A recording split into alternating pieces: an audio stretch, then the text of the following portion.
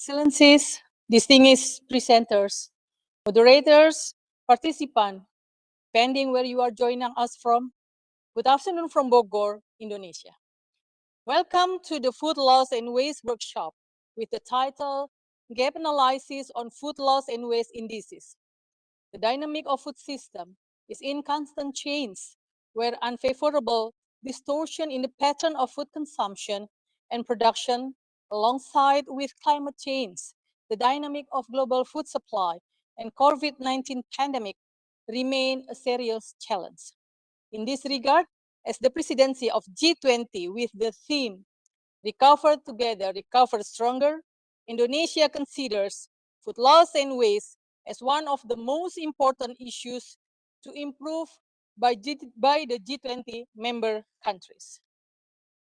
In the next 2 days of this workshop, there is an expectation that this workshop could become a great opportunity for sharing insight and practical knowledge from G20 member countries on a range of critical challenges in reducing food loss and waste.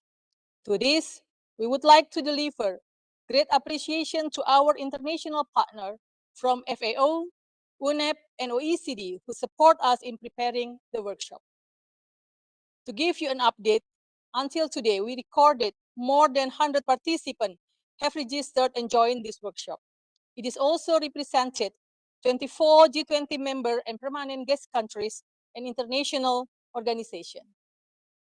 Distinguished speakers, moderators, participants, ladies and gentlemen, I'm Wahida, your host for today. First of all, allow me to greet His Excellency, our Minister, Professor Dr. Haji Sahrul Yassin Limpo, the Secretary General, Minister of Agriculture, the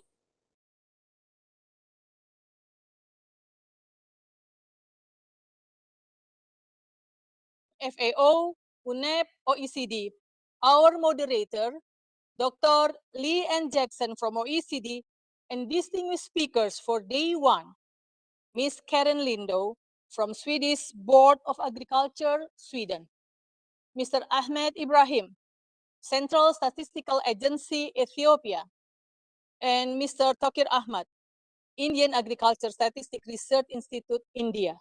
Thank you very much for your time in joining this event. Before we start, allow me to read the agenda for today. The first agenda is the opening session, and the second is the workshop session led by our moderator. Without further ado, to kick off the workshop, I would like to invite Dr. Sudi Mardianto, Director of Indonesian Center for Agricultural, Socioeconomic, and Policy Studies to deliver the workshop notes. Dr. Sudi Mardianto, the screen is yours. Thank you, Wahida. Assalamualaikum warahmatullahi wabarakatuh. And greetings to all of us. His Excellency Minister of Agriculture of the Republic of Indonesia, Secretary General of the Ministry of Agriculture, honorable speakers, resource persons, and moderators, distinguished representatives of G20 members countries and international organizations, and all participants of this workshop. Praise and gratitude I pray to the presence of Allah Subhanahu wa Ta'ala, God Almighty, who has bestowed His mercy and grace on us. This is a great opportunity for me to be with all of you. We are proud to host this workshop, and we are very pleased to see you at this important event. I am very pleased to welcome you to this valuable workshop. His Excellency Minister of Agriculture and all participants, the dynamics of food system is in constant change, where unfavorable distortion in the pattern of food consumption and production alongside with climate change remain a serious challenge. In this regard, as the presidency of G20 with the theme Recover Together, Recover Stronger, Indonesia consider food loss and waste as one of the important issues to improve by the G20 member countries. Initiative in sharing insight and practical knowledge from G20 members countries on a range of critical challenges in food loss and waste is highly recognized. In this regard, the workshop on this issue should aim to correct the method gap between the measurement methods and the available data used to measure food loss and waste. This workshop is therefore expected to provide knowledge and experience to help improve country response in significantly reduce food loss and waste in their respective countries. The reduction of food loss and waste should contribute to global food availability and strengthen world food security. His Excellency Minister of Agriculture and all participants, under the priority issue on promoting a resilient and sustainable food system and agriculture, the objective of this workshop are, first, to assess and understand good practices and problems related to the fulfillment of the variable used to form the food loss index and food waste index. And second, to address and disclose gaps between measurement methods and available data and input on specific effort to minimize gaps in data. As His Excellency the Minister of Agriculture will give a special remark to emphasize the importance of the issue of food loss and waste, we hope that this workshop will come up with strong commitment to providing, enhancing, and meeting such objectives. I'm very happy to learn that the invited speakers, moderators, and resource persons in wrapping up the workshop are coming from reputable organizations, and for them, I would like to extend my sincere appreciation. I also appreciate the organizing committee who have worked hard in the preparation of this workshop. Finally, while exchanging our ideas through presentation and discussions and recharging our views about other experience, I would like to close this workshop note with sincere thanks to all of you. Enjoy the workshop. May I now invite His Excellency Professor Dr. Syahrul Yassin Limpo, Minister of Agriculture, to deliver his special remarks. Thank you. Wassalamualaikum warahmatullahi wabarakatuh.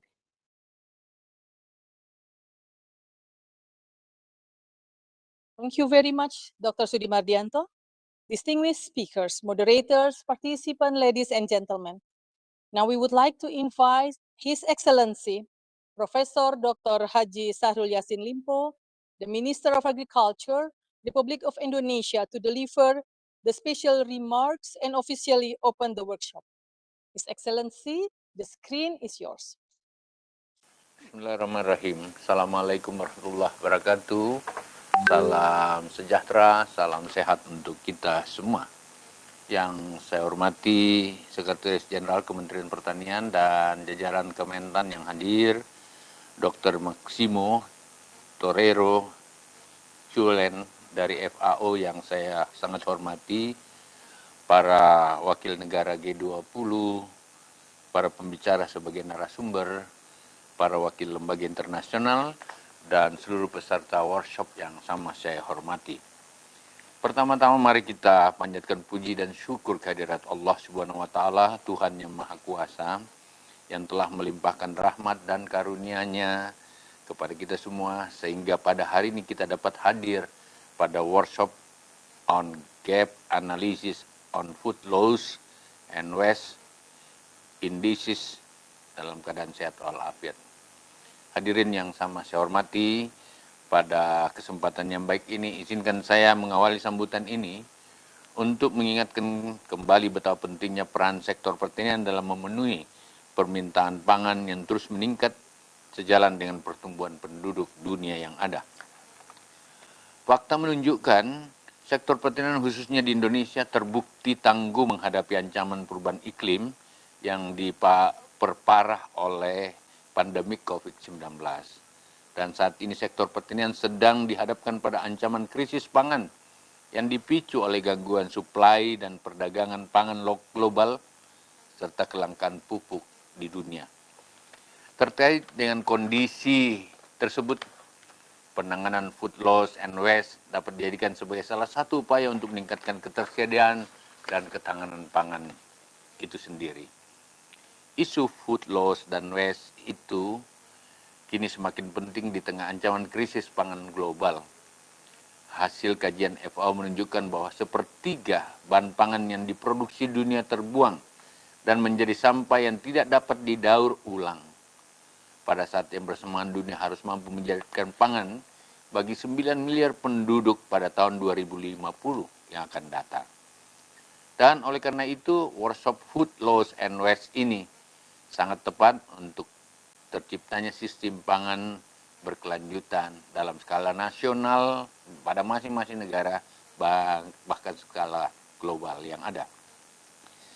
Bappenas mengestimasikan jumlah food loss and waste di Indonesia selama periode 2000-2019 berkisar antara 115 hingga 184 kg per kapita per tahun. Sebagai salah satu pilar ketahanan pangan, upaya mengurangi food loss and waste secara signifikan dapat meningkatkan ketahanan pangan. Sebagai contoh, mengurangi 25% kehilangan produksi padi di Indonesia akan meningkatkan ketersediaan pangan beras hingga 4 kg per kapita. Dalam kaitan ini, upaya FAO yang sudah menyiapkan cara pengukuran food loss index dan UNEP yang mengembangkan cara pengukuran food waste index patut kita apresiasi secara bersama. Namun dalam implementasinya, masih banyak negara yang menghadapi kendala terkait dengan data yang dibutuhkan untuk mengurangi indeks food loss and food waste.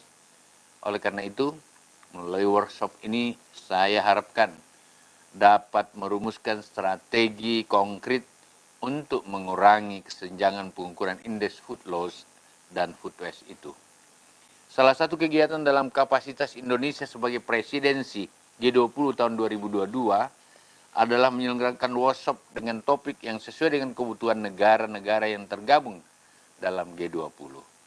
Komitmen dan dukungan negara-negara anggota G20 untuk mengurangi food loss and waste sangat penting dalam upaya mencapai tujuan Sustainable Development Goals. Inisiatif penyelenggaraan workshop ini mendapatkan dukungan dan partisipasi penuh dari anggota G20 dan organisasi internasional lainnya, sehingga diyakini akan memberi manfaat dalam meningkatkan ketersediaan pangan dunia. Bapak dan hadirin sekalian yang sama saya hormati, lebarnya kesenjangan metodologi dan data terkait food loss and waste di negara-negara G20 telah mengakibatkan kesulitan dalam mengukur kemampuan setiap negara untuk mendukung ketersediaan pangan global. Untuk itu, melalui workshop ini, saya harapkan dapat dihasilkan solusi dan komitmen yang tinggi dari para anggota G20, serta dukungan penuh dari berbagai lembaga internasional seperti FAO, UNEP, dan OECD yang ada. Kementerian Pertanian bekerjasama dengan Bappenas akan terus berupaya meningkatkan kualitas pengukuran food loss and waste di negara Indonesia. Selain itu, kita juga konsisten meningkatkan manajemen data dan metode pengendaliannya, serta mengembangkan variabel dan indikator yang sesuai dengan pengukuran food loss and waste yang kita harapkan. Bapak dan hadirin yang sama saya hormati, inisiatif mengaplikasikan metodologi dan tata cara pengukuran food loss and waste melalui rencana aksi pada berbagai komoditas pangan strategis harus mendapat dukungan semua pihak. Dengan mempertimbangkan adanya ancaman krisis pangan global, isu food loss and waste harus menjadi bagian penting dalam membangun pertanian. Dalam kaitan ini, negara anggota G20 perlu mengambil manfaat dari workshop yang diselenggarakan selama 2 hari ini. Mengakhiri sambutan ini, saya ingin menegaskan bahwa kegiatan workshop ini jangan berhenti hanya pada pertukaran pengetahuan dan deskripsi pengalaman melaksanakan kegiatan sejenis, namun harus dapat menghasilkan rekomendasi dan kesepakatan yang operasional bagi negara-negara anggota G20 untuk bersama-sama meningkatkan ketersediaan pangan global melalui pengurangan food loss and waste.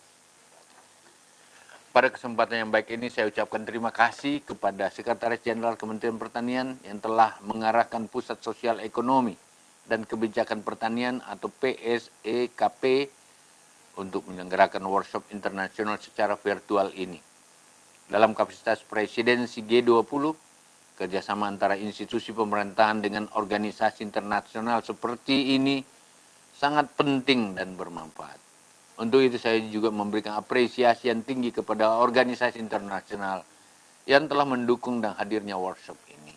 Akhirnya, dengan mengucapkan Bismillahirrahmanirrahim, workshop on gap analysis on Food Loss and Waste Indices secara resmi saya nyatakan dibuka. Terima kasih, sekian. Assalamualaikum warahmatullahi wabarakatuh. Thank you very much, His Excellency. Now we would like to invite Dr. Kasdi Subagiono, the Secretary General of the Ministry of Agriculture, to deliver his opening remarks. Dr. Kasdi Subagiono, the screen is yours.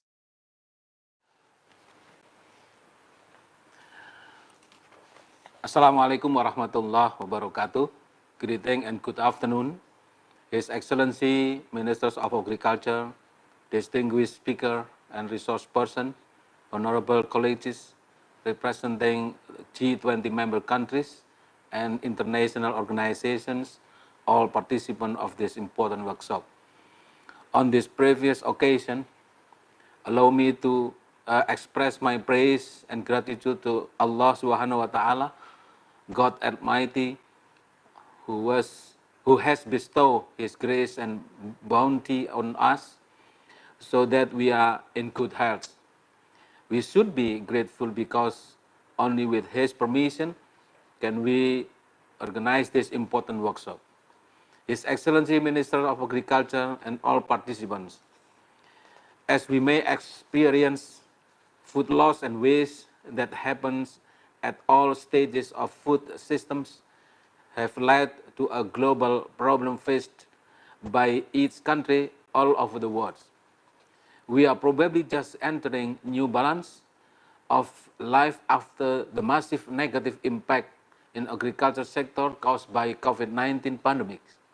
Recently, we are also experiencing food price spike and food insecure incidents.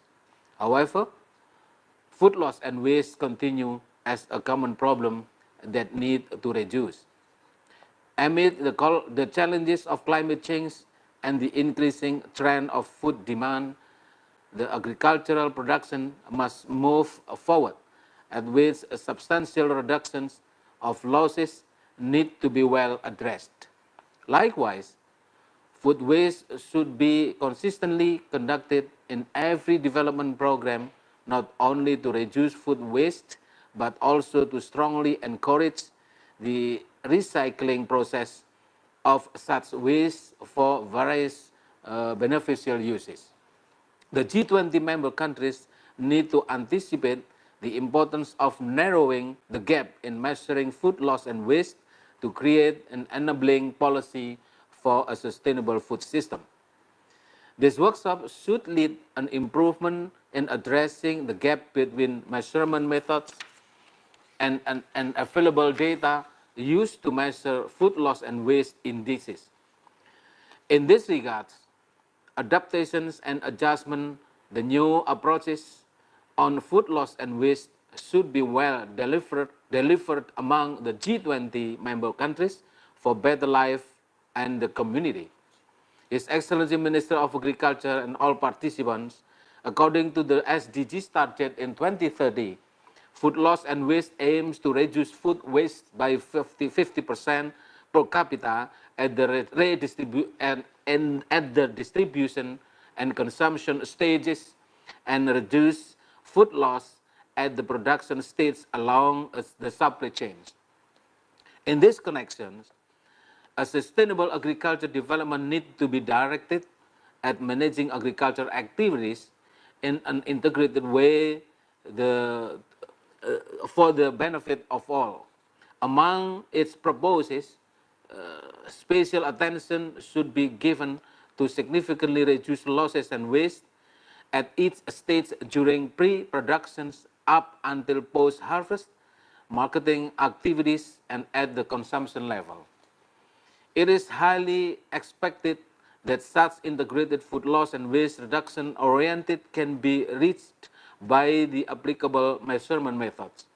In this context, food loss and waste indices are required by each of the G20 member countries to steadily prepare food availability and improve food security.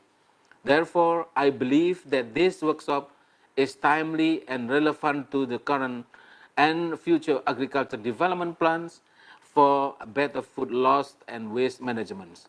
His Excellency Minister of Agriculture, and all participants, it is obvious that the current methods used to measure food loss and waste need a transformative change.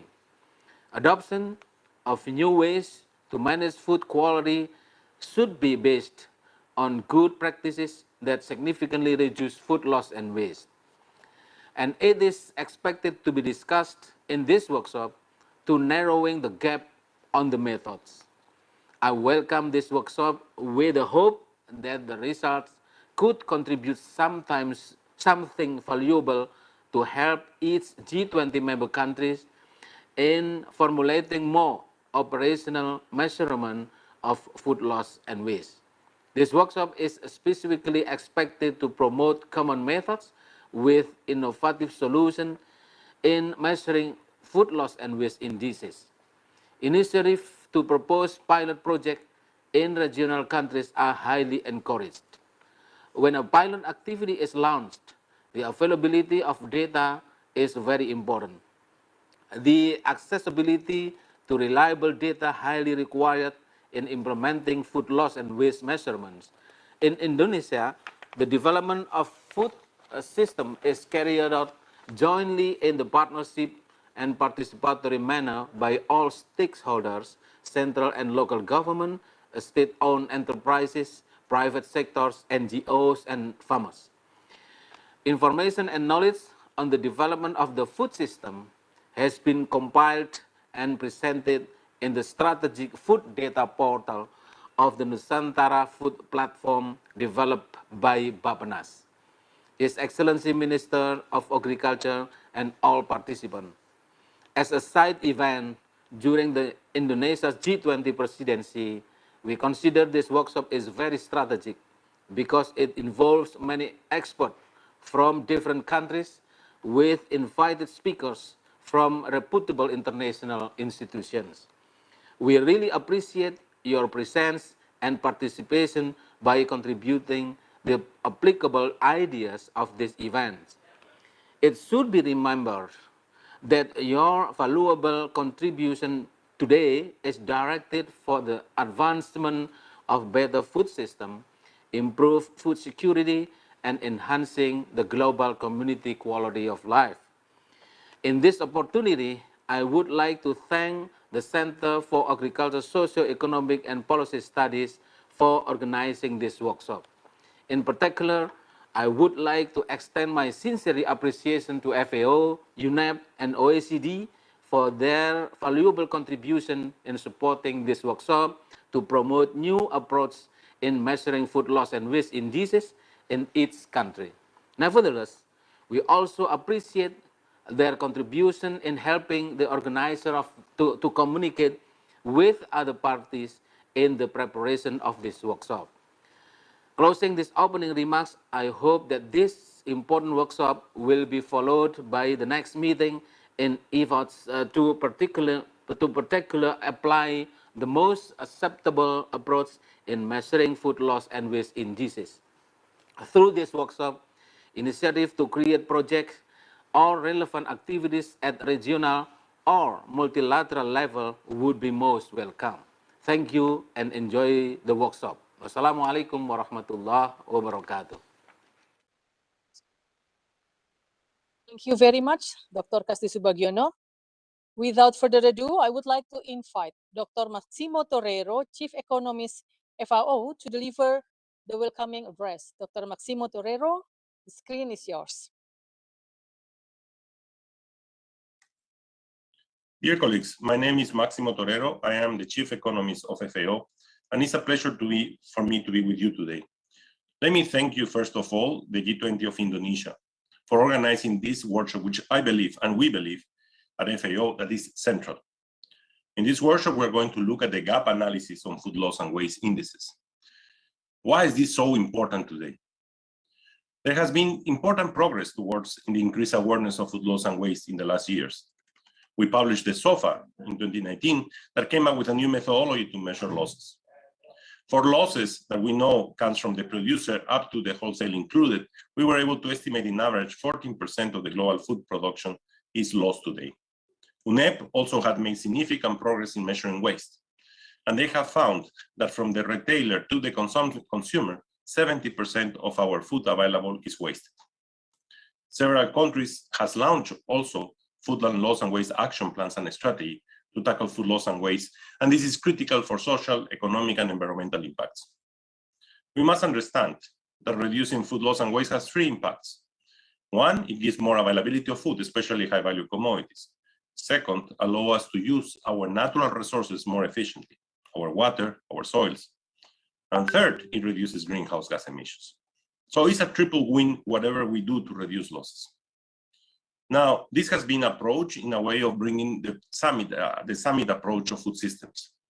As highlighted in the Food System Summit 21 on 2021, 79 countries included food loss and waste reduction in the national pathways documents, and a coalition of Food is Never Waste was formed around various stakeholders, which include the private sector, countries, international organizations, and civil society.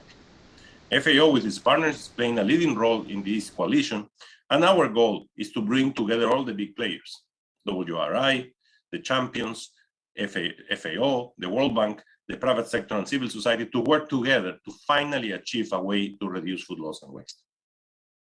This is extremely important today. Today we have to act. And what we are observing in terms of significant levels of undernourishment, that our trend is going in a different direction of what we want to achieve SDG 2. This is zero hunger. It's central to start to find a way to resolve and to reduce food loss and waste. Today, food insecurity and chronic undernourishment is on the rise. Because of COVID-19, up to 161 million people became more chronically undernourished between 2019 and 2020 and 2021. This in absolute levels will put us up to 811 million people in the world facing chronic undernourishment in 2020. Hunger is one of the food and hunger is one fact of food and nutrition, but also we need to improve our diets and our healthy diets. And we know today that 3 billion people don't have access to healthy diets. And the composition of healthy diets is the variety of the micronutrients we eat, and that are mainly high-value commodities in addition to cereals. And those high-value commodities are the ones that are mostly affected by food losses and food waste because of the lack of infrastructure, cooling facilities, and the way products are being produced. So there is a huge window of opportunity that we can work today to be able to minimize these effects, especially in a world where we are increasing our chronic undernourishment, in a world which the war in Ukraine has exacerbated the situation even more. Now, to be able to start working on this, we need to have good indicators. We need to have good data. Food losses are therefore a really important indicator that has been and can give you an idea of where the levels are, but also especially if we work harder on where the losses occur across the value chains at the country level. The more the evidence we bring on food loss and waste reduction, the more evidence where we bring on where the hotspots by commodity at the country level and regional level, the more policymakers can act to be able to change this. Today, still, we have significant data gaps despite all the efforts we have. Just to give you an idea, only 7% of the data is officially reported to FAO, while 93% needs to be estimated when we calculate these aggregate numbers. Especially data collection of food loss and national coverage are very scarce. And in many countries, we don't have clear data collection and information. That's why it's so important to join our efforts and to learn from country experiences so that we can come up with a concrete methodology, a standardized methodology that will allow us to collect systematic information, both in losses and also in waste. Of course, collection data in losses is more complex because it's across the whole value chain up to the wholesaler. Stakeholders need to bring ideas. And the idea of this workshop is to try to find ways in which we can bring new ideas and innovations. But we need to make significant efforts because unless we collect this data at the country level, unless we're able to identify by commodity where the hotspots of food losses are, it will be very difficult to come up with solutions and to recommend these solutions to the policymakers. We need to find a solution to these data gaps. And we need to work together to invest the resources that are needed so that we can come up with concrete measures and especially concrete actions by value chain and by country to reduce the problem we are facing today. There are many countries pioneering new initiatives. And in this workshop today, we will be hearing from them what they have been doing and how they have approached these gaps. We have to learn from them. We have to work together with them to be able to come up with a concrete solution. I therefore welcome enormously this workshop, where you will be able to hear from those countries' experiences on what motivated their country to invest in food data collection, how they implement food loss data collection with a variety of challenges and solutions, and the use that they made of the data by their stakeholders. There is no unique approach. Countries might be able to identify other ways forward, and FAO is available to support the process and to try to find this common metric. That's why we are developing instruments and questionnaires at country level by commodity level to be able to standardize the procedure together with the countries. FAO is also making an effort to develop an app to be able to measure food loss and waste so that we can help countries to accelerate the process of data collection. I thank you very much, and I thank you very much, the government of Indonesia, for organizing this workshop, and I am sure that we will come up with innovative ideas and solutions that we can later on mainstream and standardize the methodology. Thank you again very much for being here with us today. Thank you very much, Dr. Torero. Now we would like to ask all speakers, moderators, distinguished participants to open their camera for the photo session. I will lead this session. My organizing team we're gonna have 4 screens, so I need you to hold your smile. It's gonna take too long. On my count, the first screen. Please open camera once again and smile. On my count, 1, 2, 3, smile. We finished the first screen. Goes to the second screen. On my count, 1, 2, 3, and smile. Thank you. Now we go to the third screen. Please open your camera. I need everyone to open your camera, please. We're waiting everyone to open their camera, please. Okay, we're waiting.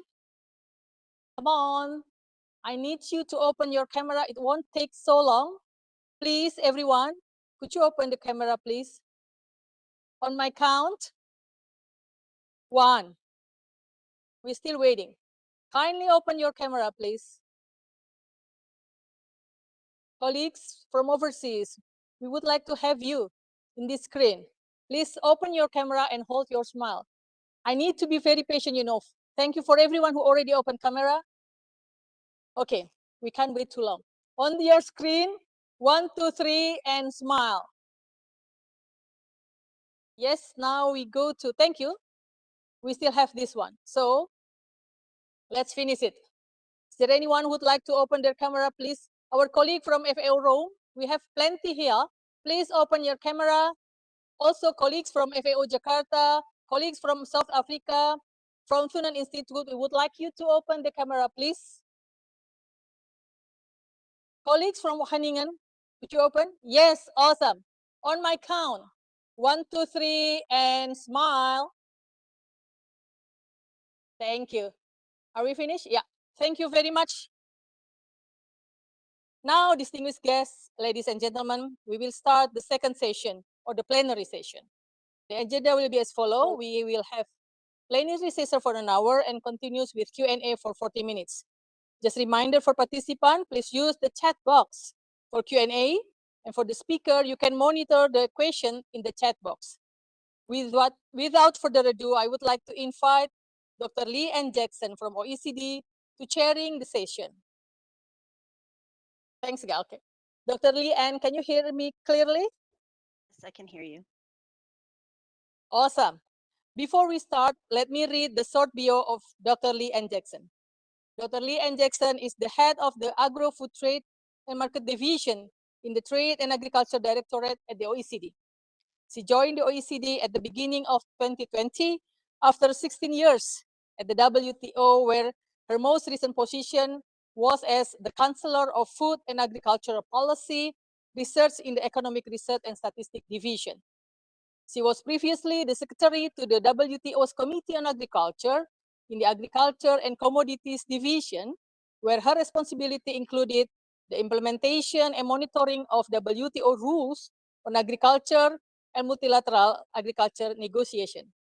Prior to WTO, Dr. Jackson held various research roles, including a research fellow in the School of Economics at the University of Adelaide, in South Australia and researchers in the Environmental Division of the International Food Policy Research Institute in Washington, D.C. Dr. Jackson completed her PhD in Applied Economics at the University of Minnesota, has joined master's degree in Public and Private Management and Environmental Studies from Yale University. Dr. Lee Ann Jackson, now the screen is yours. Thank you so much. And thank you very much for the organizers to including me in this great workshop. As you just heard, I'm the head of the Agri-Food Trade and Markets Division at OECD's Trade and Agriculture Directorate, and I joined the OECD 2 years ago. I'm moderating today's event where we'll be discussing how to build better evidence for food loss and overcoming the current data gaps. Being able to better measure and also to address food loss and waste is crucial. And OECD member countries have asked the OECD Trade and Agriculture Directorate to look at this issue in our next program of work. And this is why I'm so interested in being with you here today and learning more about different countries' experiences. So let me just set the stage. We're putting this question into the context of global food systems, and we know that these food systems are currently facing a daunting triple challenge. As we heard from Maximo just a minute ago, we're expecting food systems to provide food security and nutrition to a growing global population. And we also expect them to contribute to livelihoods for millions of people who are working in agricultural production and along food value chains.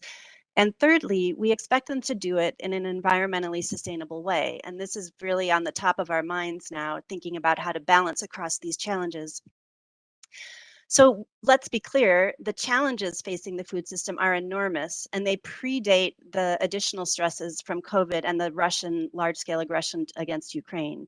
So globally, 2 billion people don't have regular access to sufficient, safe, and nutritious food, and an even greater number are overweight or obese.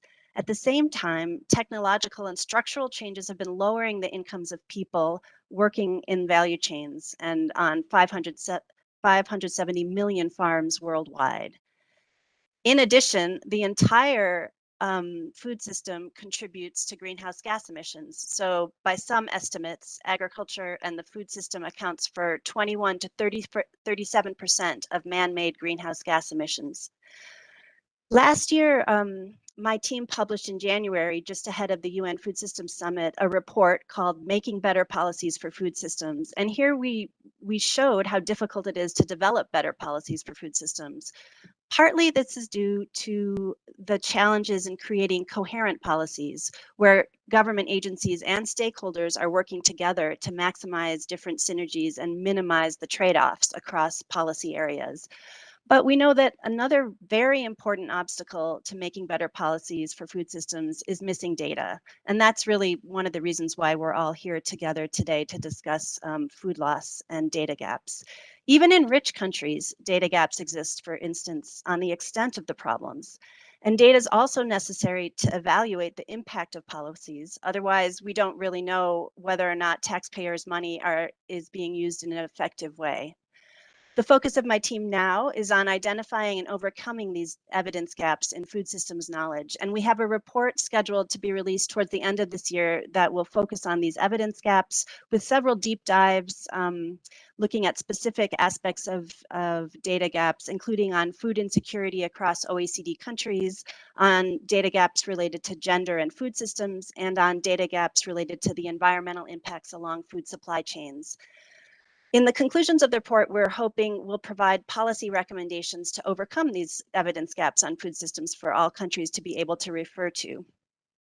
And we think that this practical approach will highlight examples of best practices so that countries can approach policymakers in those countries to ask for guidance and their expertise, thereby allowing a sharing of learnings and also hopefully increasing the uptake of solutions.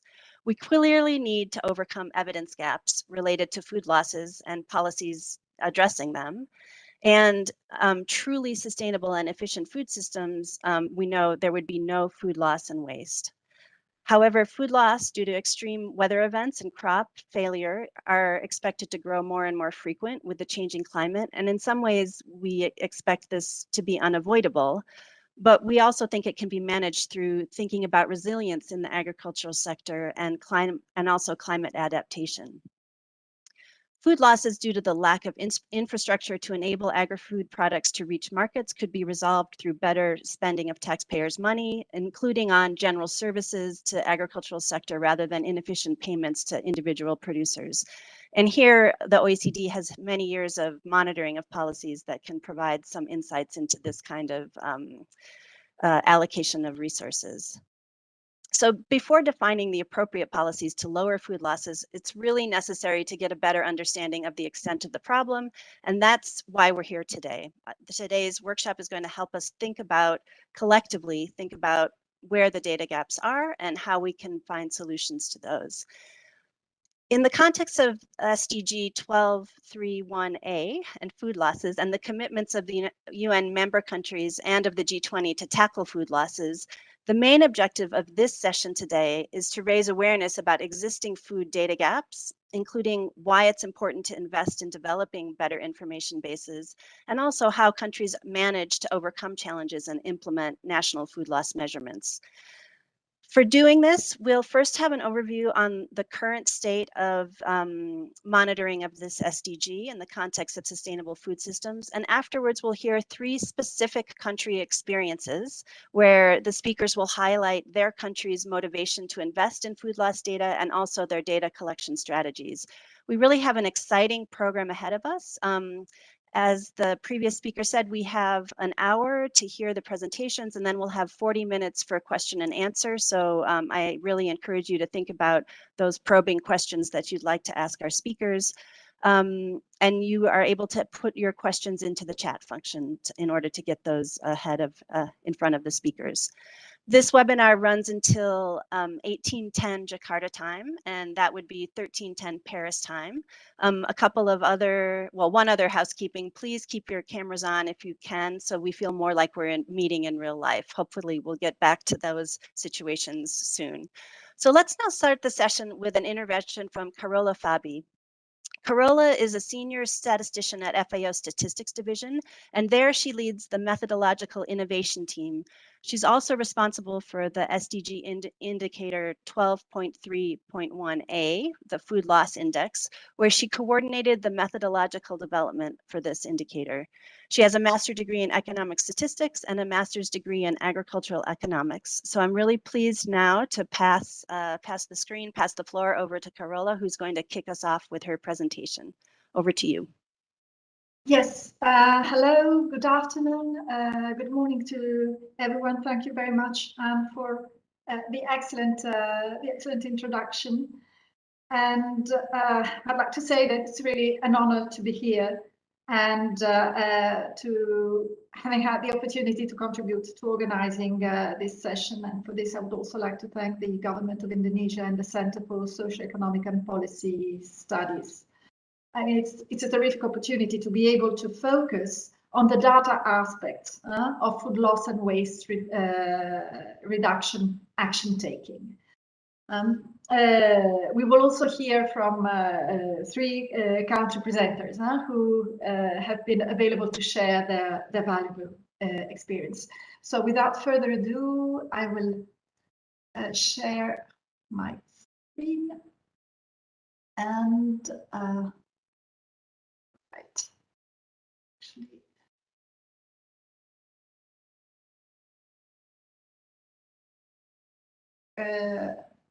I hope you're seeing the I hope you're seeing the yes, yes, we can see it. Full-screen presentation.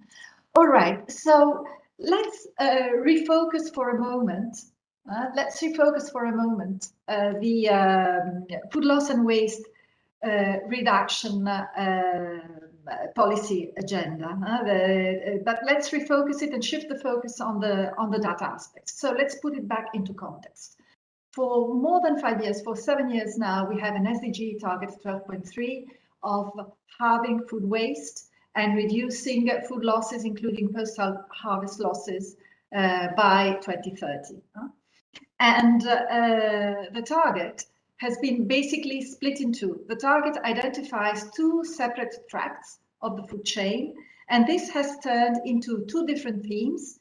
In fact, loss and waste do overlap and do interact all along the food chain, but nonetheless, They also respond to different policy concerns, to different actors in the food chain, and ultimately to two different indicators, because the relevant data is not the same at the consumption level and close to the production level.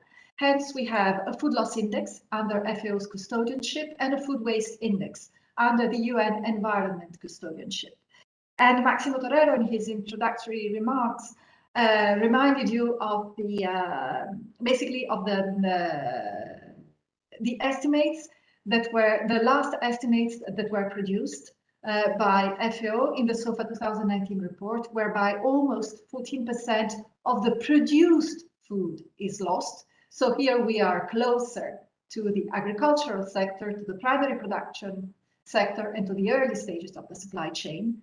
And 17% of the available food after food losses, after trade, is wasted. And this is the first global result for the food waste index that was published last year. We have also heard that in the end, food loss and waste reduction is very high on the sustainability agenda of the world, and that after the Food System Summit of last year, 79 countries included food waste reduction in their national pathways. Now, not all the countries produced a pathway document with actions towards more sustainable and resilient food systems, but basically what this information is telling us, and I will move to the next slide, is that 3/4 of the countries in the world are embarking on food loss and waste. And these are on the map. You can see which countries have explicitly introduced food loss and waste reduction in their pathway documents. Carola, can I just pause for a minute? I think we're having trouble with the slide advancing. All right. So let me... We see just the title slide still. You see just the title slide. Oh, because that's correct. I've moved on twice. So let me stop sharing and start sharing again. Okay.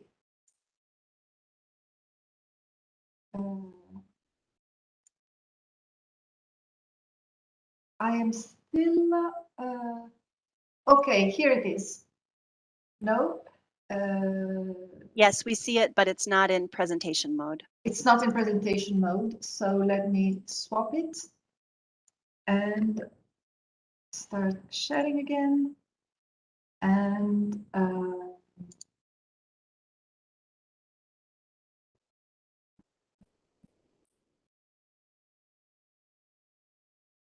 this is terrible. I'm very sorry for this. There it comes. So now we have the title there. It advanced to the second slide, I think. The second slide. All right. That's the second one that says 14% of food is lost, 17% of, yeah, that's where we are. Okay. Oops. So this is what I was actually, this is what I was talking about. The fact that there is a target. It was split into two indicators. There are the two recent reports that produced these estimates of global food loss and global food waste.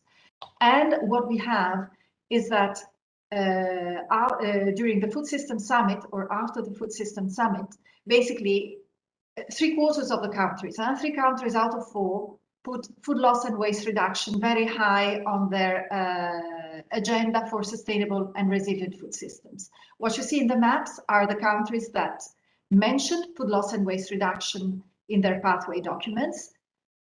But not all countries submitted a document. So we already know that all European Union member states committed to food loss and waste reduction that are not represented in this count. Canada, Argentina, Saudi Arabia, they did not present a pathway document, but they do have a food loss and waste reduction policy. So this is to say that it is really a global problem. It's a global issue. And so sharing solutions, sharing experiences is key to taking the good actions, tackling the issue, and at the same time looking at the data aspect.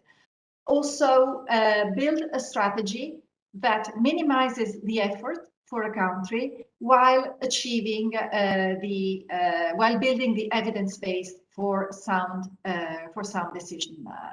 decision making. And in fact, what happens is that when one goes below this global estimate of 14% losses, immediately the problem becomes more articulate. No? So basically, losses are not at the same level across regions of the world, and in fact, and are not at the same level across food groups. So on the left-hand side, the most recent loss estimates are 13.3%. Which we updated this year. But you see that losses of fruits and vegetables are extremely high, and this is at the global level. At the global level, almost 1/3 of fruits and vegetables do not reach the retail stage. Losses in percentage terms are much lower for cereals. They are around 7.6%.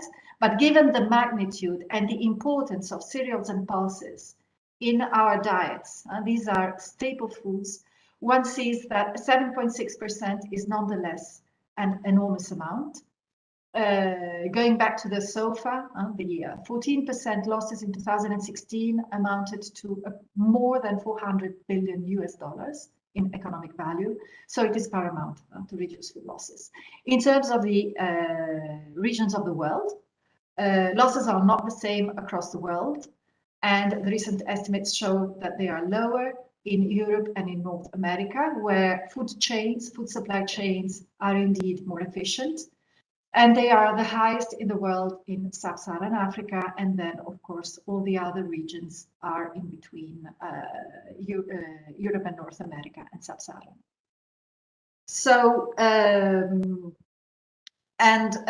here you see also the link of what Maximo Torero was saying, this link between high losses in fruits and vegetables, rising food prices, and yet 3 billion people in the world who cannot afford a healthy diet, meaning that they cannot afford diversified food, including fruits and vegetables. So there is a terrific scope for improvement when it comes to the various food groups. Now, what do these indicators mean and how do they split? So what is the coverage of the food loss index? Because now we are stepping into the data needs. If we look at the food chain in its entirety, so starting really at the production level and all the way to consumption from left to right, we have what happens before food is ripe, crops are ripe, animals are bred, or fish is caught from the sea or harvested from fish farming, which we consider as pre-harvest losses. What the food loss index covers is what happens after the ripening, so when products can be considered food, all the way up to retail, but excluding retail. And as Maximo Torero was saying, this covers many stages of the supply chain. We see them as a line. You're all experts, you know that food chains are much more complex and much less identical to one another. So of course, here there is a maze of possible combinations and possible sequences of the primary production, storage and farming, the distribution system, processing and packaging. And the food loss index aims at measuring losses along the central tract of the supply chain, from after harvest, from harvest all the way to the retail stage.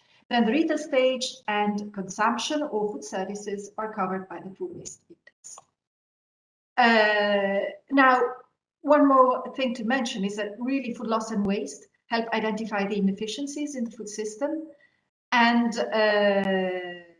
they generate more knowledge of the food supply chains and identify the critical loss points. So these are really two key indicators to monitor the efficiency and the sustainability of the food systems, and to take action in order to improve the economic, social, and environmental sustainability of our food systems. Now, looking at the indicator per se, I had to put it on the screen. The indicator is actually quite basic. What you have at the top is the food loss index, and the food loss index is the food loss percentage of the current year, 13.3, divided by the food loss percentage of the base year. This is what the food loss index is. So it's very plain, actually. It's a very plain indicator.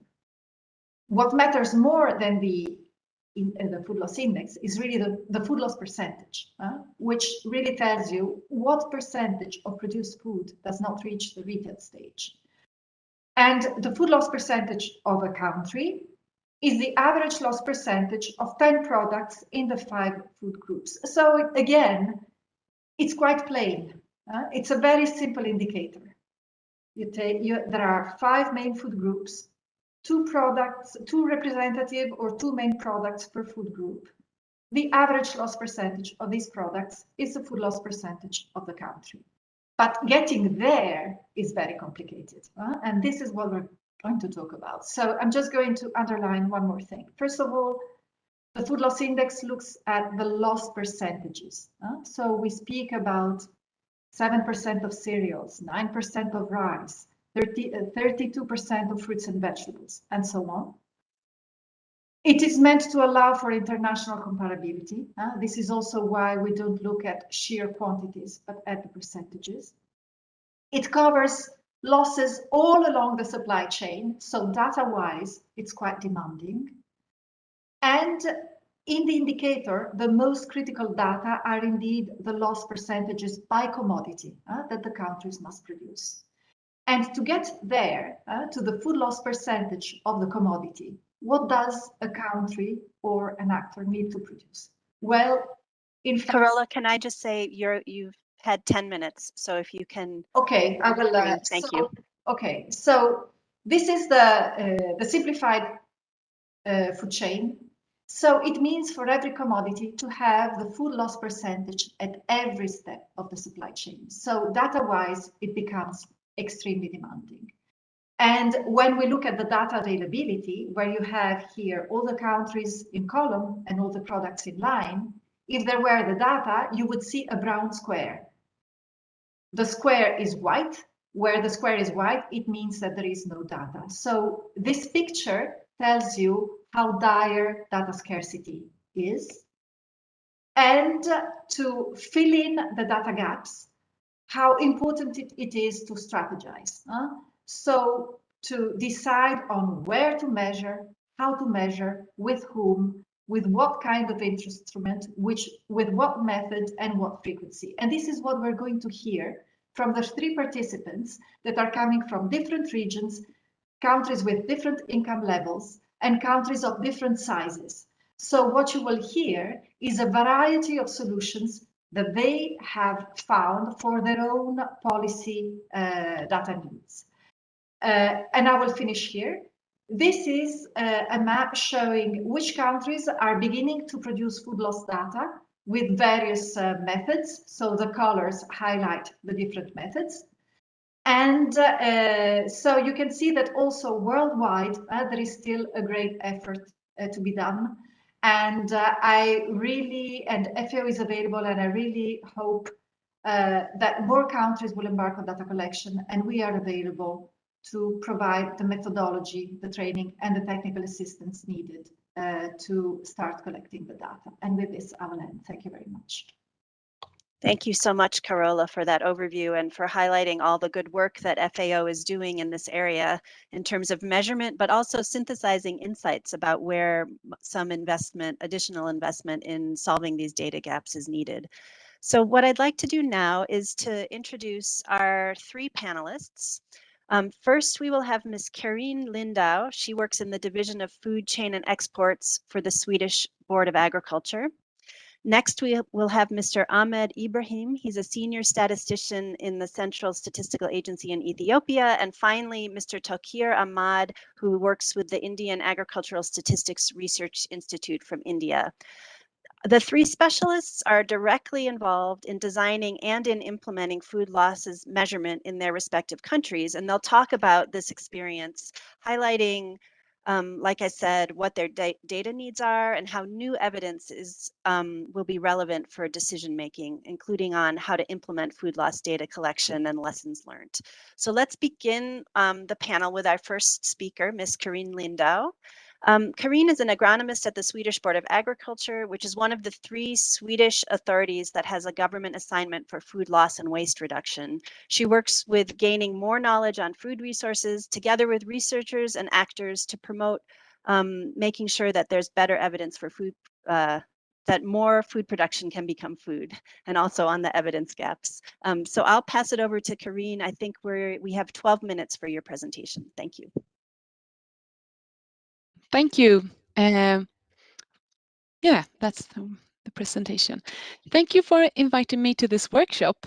And I will tell you about our work in Sweden to better understand food losses and resources. Next slide, please. And I'm sure you're all familiar with the benefits of food loss and waste reduction. And the main objective is, of course, reducing the environmental and climate impacts. Time is running, and for securing the future, improvements must be made in all areas. And it's a global issue and an issue for all countries.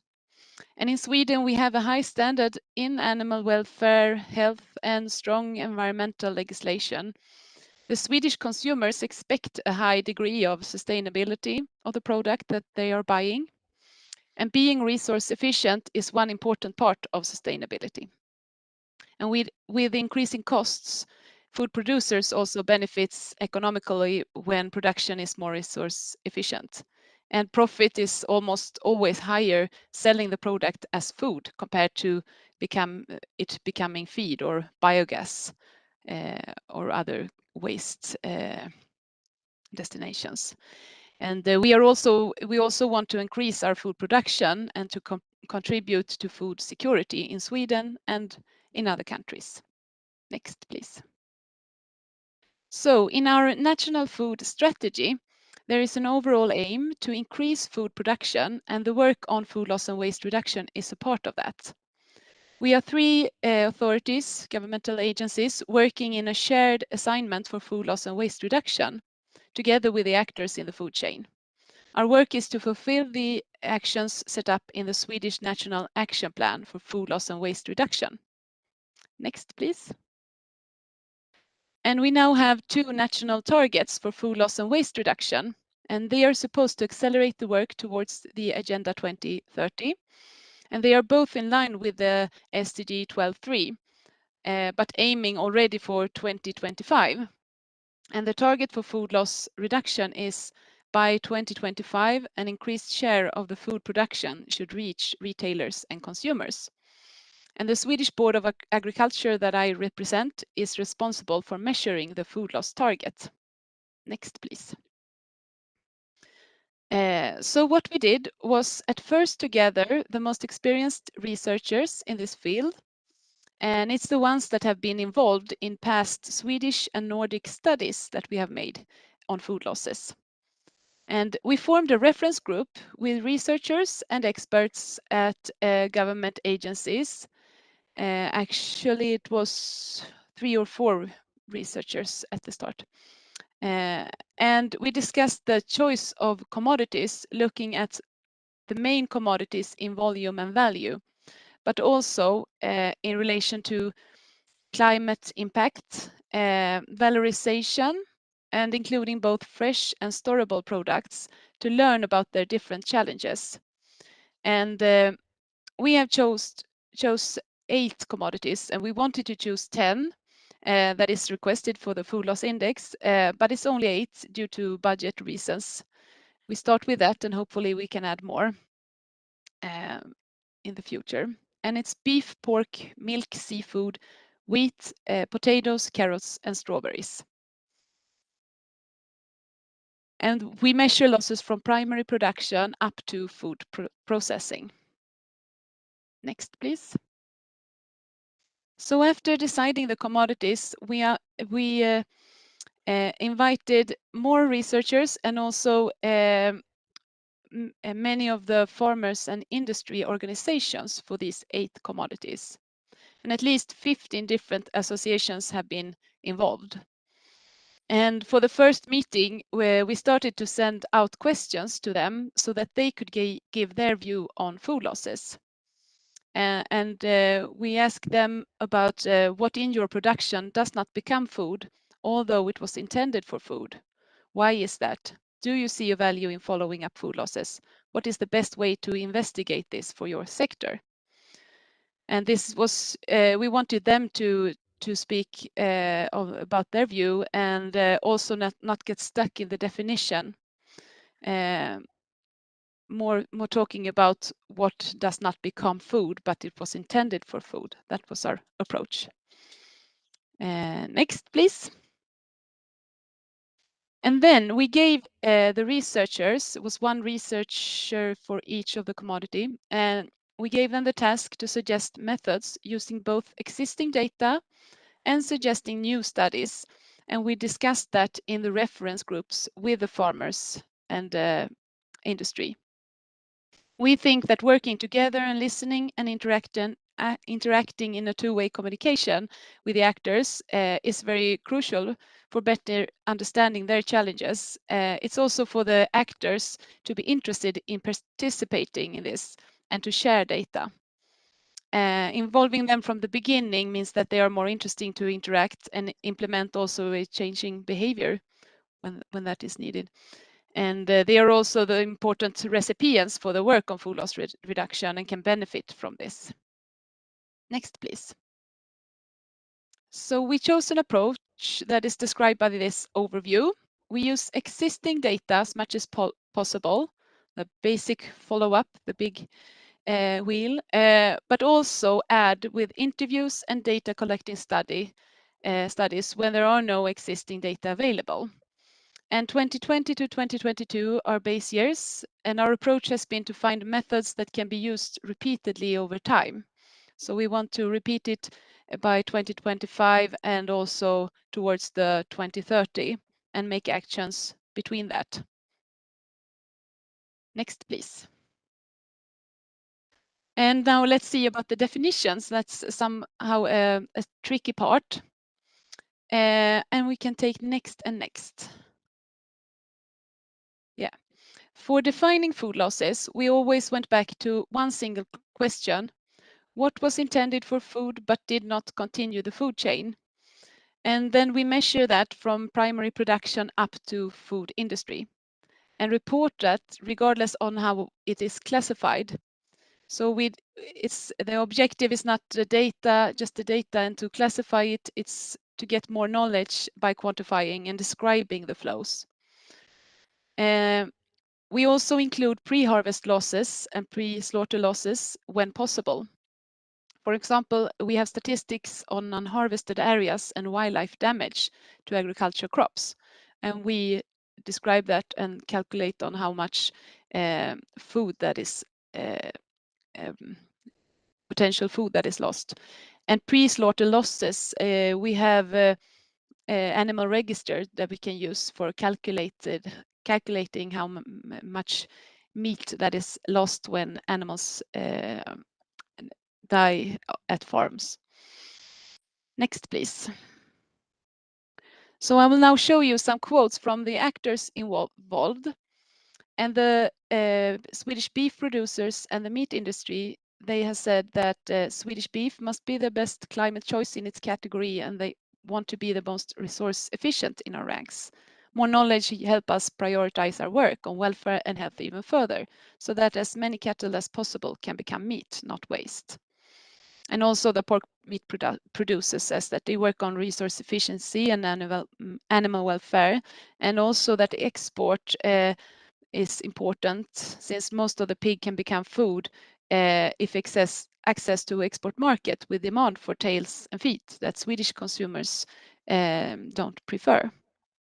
Next, please.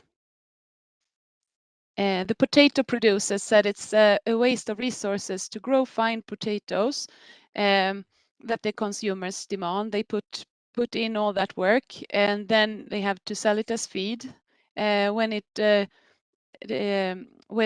doesn't fulfill the requirements on size and or how it's supposed to look, quality requirements. And it's important for profit, and they are part of the voluntary agreement where they hope to achieve change together with other actors in the food chain. Next, please. A common conclusion that they all said was that it's important not to increase the administrative burden for the producers. So we came to the conclusions that for us, we will get we will get results using interviews rather than paper surveys. Although that could mean that we don't reach as many of them, we get more robust results and results that we can trust. I think it's only in one case we have used paper survey, and that was on a big strawberry grower meeting. But otherwise we use interviews and data collection when interviewing. Next, please. We have made previous studies in the Nordic countries. One report is published in 2016 and it's in English. If anyone want to read that. And the aim was to learn about methodology and making estimates for food losses in the Nordic countries. We have also made a Swedish study on pre-slaughter losses in beef cattle, showing that 9% of the cattle did not continue the food chain, becoming meat. And in the ongoing measurements, we are now calculating food losses and the causes behind the food losses. We are calculating beef, pork, and milk losses at farm. And researchers at the Swedish University for Agricultural Science, they interviewed slaughter plants, packeries, potato and wheat growers. They are out in the field digging and seeing how much carrots and potatoes that are still in the soil after harvest. And right now they are out in the strawberry fields, measuring how much strawberries that are left after harvest and the reasons behind that. Next, please. And this is to show you some of our ongoing work that I just mentioned. And this is not yet published, so it's preliminary results from our carrot study. And we found that more than 20% of the carrots did not become food. Much of it became feed, but a big part also became biogas or compost. And it's varies between different companies how they can, if they have animal producers wanting to buy the carrots as feed or not. It differs.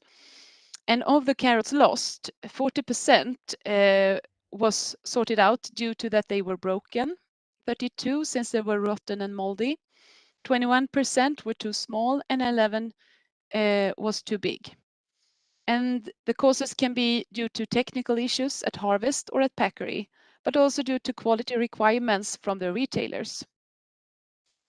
And this is for showing that we not only gather data on quantities, we investigate the reasons behind the food losses, why the losses occur, so we can act on it. For the carrot study, we interviewed 13 carrot companies covering 87% of our carrot production. Next, please. In November this year, we will publish 8 reports with results from our studies and measurements of the commodities.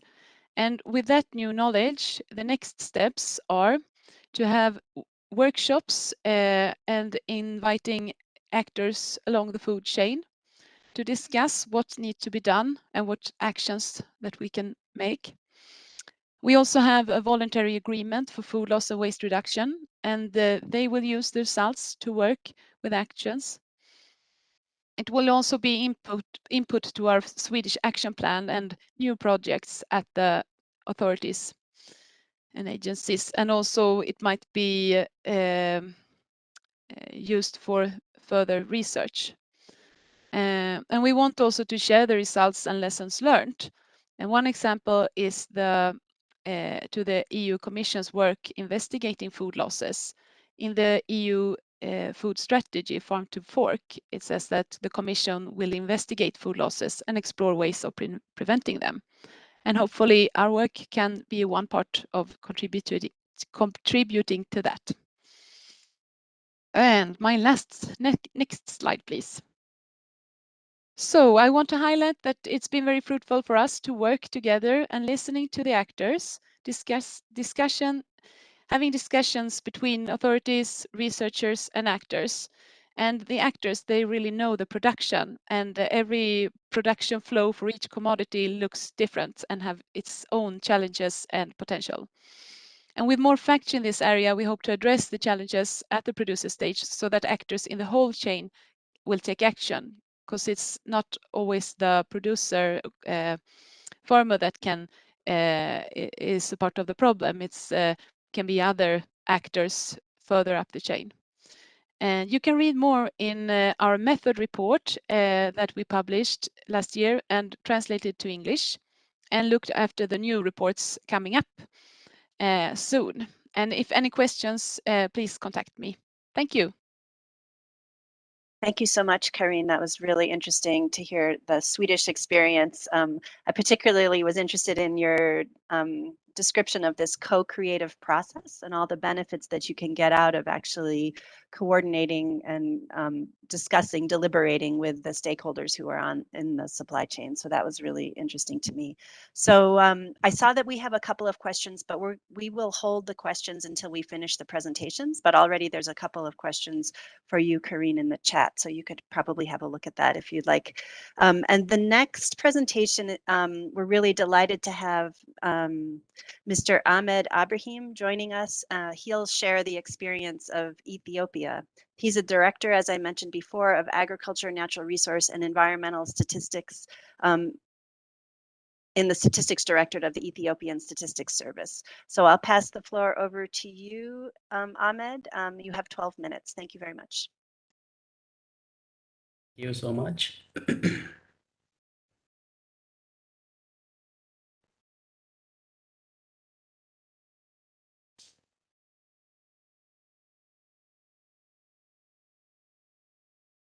Thank you. My name is Ahmed. I am from Ethiopian Statistics Service. My presentation is on ongoing pre and post-harvest loss pilot survey. I think you hear me? Yes, and your slides are showing too. Yeah. In my presentation, I have some outline, introduction, policy implication of this PHL, and also on design and sample data collection methodology and the challenge we faced, and also some way forward what we did based on our results. For the introduction, as an Ethiopian agrarian economic country, now around half of the GDP comes from this agricultural sector. And Ethiopia established the new 10-year perspective plan starting from 2021 up to 2030. And in this strategic plan, agriculture gives it a good priority. Not only on increasing the production and the productivity, also to focus on reducing on pre and post-harvest losses is as pillars. In our 10-year perspective plan, there is expected outcome that increase utilization of improved agricultural production inputs. To measure this outcome, we are assigned with the Ministry of Agriculture to produce this post-harvest loss data, the pre and post-harvest loss, not only the crop, but also the livestock. But in our pilot survey, we are focusing on the crop part. So we are assigned to work in collaboration with the Ministry of Agriculture. Actually, we are working on a pilot. In our context, more than 320 million quintal of grain crops. This is the main season. We do have different production seasons, but from the main seasons, for example, for this year, we do have more than 320 million quintals for grain crops from around 20 million hectare of land. Even if we assume that this 320 production is produced, we don't consider any the post and pre-harvest loss. due to the national level loss estimate is not available. Even we do have the data for continuously for 40 years for agricultural sample survey. So even if we do have this agricultural sample survey, we don't do this pre and post-harvest loss survey. In order to fill this data gap, this year we are working with Ethiopian, with FAO, as a pilot for selecting grain crops, not doing for all crops and or livestock, even for crop or on farm and off farm loss for specific, at least for grain crops. Regarding our pilot survey, we try to focus on three main producer regions. For Amhara, Oromia, and SNNP, they are contributing more than 90% of the grain production. Even with the grain, we do have different category of crop, cereal, pulse, and oilseeds. But for our consideration, our pilots, we try to focus on major cereals and pulses. They are contributing more than 95% of the grain production. Even with cereals and pulses, we try to focus on maize and wheat production. They are contributing more than 50% of the cereal production. And fava beans and haricot beans, they are contributing more than 51% of this pulse production. Regarding the survey methodology, we try to review and try to have select the crops in consultation with FAO teams in to identify the main stage in agricultural production supply chain. We need to have the nature of the community. We do already select the crops, so we don't have a prior information which crops and the nature of that crops, and also the prevailing practice of the farmer. In case of grain crops and cereal pulse, there are different loss points: pre-harvest, harvest, stacking, trashing, storage, transportation, transaction, and processing. In this all stage, we try to cover the on-farm and off-farm losses. For pre-harvest, harvesting, stacking, up to storage, we consider, up to transportation, we consider on-farm losses. But for transaction, processing, and storage, we only do for off-farm also. But due to some constraints, we didn't cover for packaging, handling, and other losses. But we assume that most of the loss points was covered in our pilot surveys. And we try to use the guideline in 2080 established by FAO. And we try to use, since we know that this PHL survey is very costly, so we want to pilot both the declaration or the subjective and the objective method as a farmer declare for each steps, and also we do have the objective measurement of the losses at each stage. I think there are different recommendations for storage. But for our context, we try to rely on conventional count and weigh method due to different reasons, the technology, some equipment, and need to have some technical information. So we try to rely for storage loss for conventional count and weigh method. For the other, we do for based on the recommendation of the guideline. For on-farm survey, we design two-stage stratified cluster sampling as a cluster with the first sampling unit, the enumeration area. This enumeration area used for the population and housing census. Then within this enumeration area, we try to select 20 holder growing that selected crops. We select the enumeration area based on the probability sampling and the household based on the systematic probability sampling. For our pilot survey, we try to sample 180 enumeration areas. Within this enumeration area, 3,600 households was planned to be covered on the survey. Actually, we try to cover 87% of the enumeration area. This is due to different challenge we faced. Most of the uncover parts is come from security and other related issue. When doing with on-farm survey, we face a challenge. For example, in our context, there are different crops. Even for pilot, we select 4 crops. It is very difficult to get farmers growing all the crop. Otherwise, we need to do 20 independent household for each category. This creates a great challenge for our pilot survey. And also some equipment regarding the laboratory, especially for storage loss, some limitation happen on laboratory context. For on-farm survey, I think we try to identify most of the loss point or the most of the participants on this losses on the process, cooperative, union, processor, wholesale trade, retail trade, and there may be some additional participants or activate on this process. But for our context, we try to rely on this major contributor of the loss point. Regarding this sample, we try to have 32 markets. Based on this sample, we do have the producer price and retailer price survey in our country.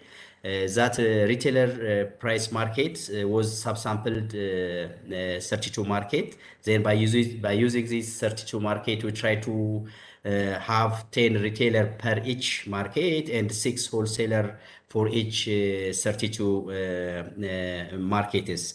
And we try to have 500 traders and 460 traders was successfully covered. We do have 90% coverage on our retailers and wholesalers.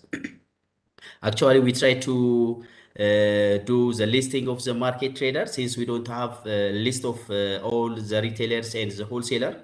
But for cooperative, unions, and processor, we get this list from a responsible ministry. So we sample this cooperative, union, and processor. But for the wholesaler and the trader, we do the frame updating or the frame preparation by listing all the market traders within the selected market, and we sample our retailers and wholesalers. The challenge we faced on this on-farm survey, during on-farm survey, actually the survey overlap with our production season. But the unions and the cooperative, they collect the production from the farmer after harvesting and threshing. So this may be our limitation and our challenge. We need to rethink for the actual survey. And unable to collect data for some area due to some local insecurity was the 2 challenges we faced. I think to my final way forward, we do have a good experience by working with FAO team. They support technically. So it is good opportunity to have FAO to technical support. And for on-farm and off-farm, actually we do have the agriculture sample survey annually. We will plan to integrate this on-farm loss surveys for the coming agricultural sample survey. But for off-farm, it is actually we gain the experience to work independently for the annual agricultural sample survey. Up to now, we are working on identifying the stage, the actor, building the listing or the frame, choose the methodology, and design the instruments, implementing the field operation. And now we are on report writing and analyzing the data. Thank you so much. Great. Thank you so much, Ahmad. That was really an interesting overview of the different efforts you're making at farm, on-farm, and off-farm surveys, and also for having you share what the challenges are I think that helps us all when we're thinking about how to take these kinds of efforts forward. So now I'd like to pass the floor over to our third and final speaker, and I'll remind you all again that you can put your questions in the chat, and we'll come to the questions after the presentations. So our third panelist is Mr. Takir Ahmad. He's the head of division for the Division of Sample Surveys at Indian Agricultural Statistics Research Institute in New Delhi, India. He has more than 24 years of experience in conducting basic and applied research in the area of variance estimation in sample surveys, rank set sampling, adaptive cluster sampling, and many other skills. So I'll pass the floor over to Takir, and he'll walk us through the India experience. You have 12 minutes. Thank you.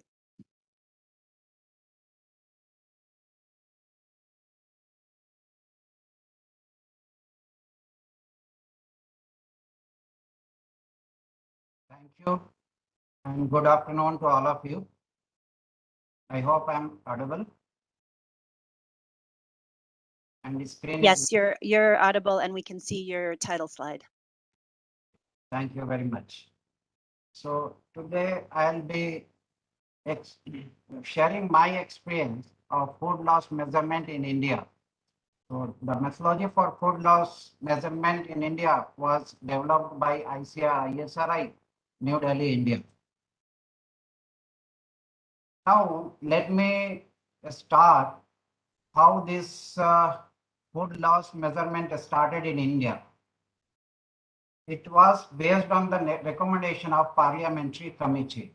The first national level survey was conducted in 2005 and during 2005 and 7.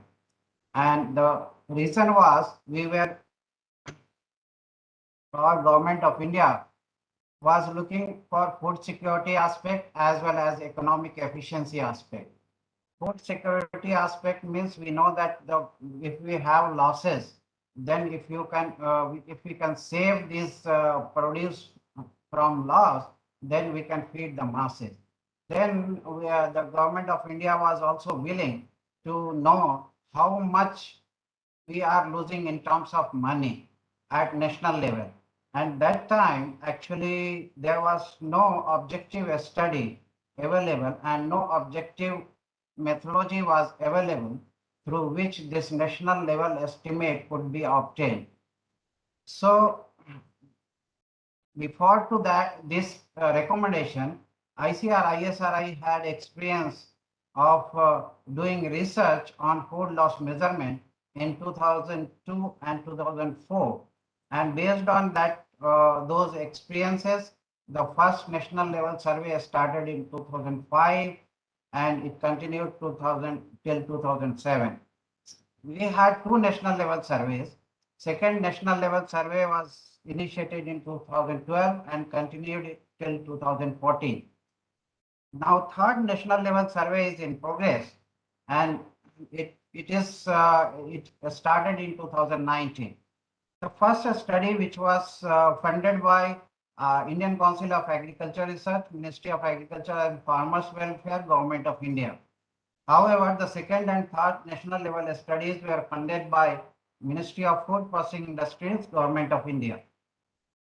Let me introduce the food loss, what we define food loss over here, the reduction in weight of usable portion available for human consumption. And during our study, we did not include the quality loss. The assessment or measurement was done on quantitative harvest and post-harvest losses. We all know that post-harvest losses result into decrease in food availability.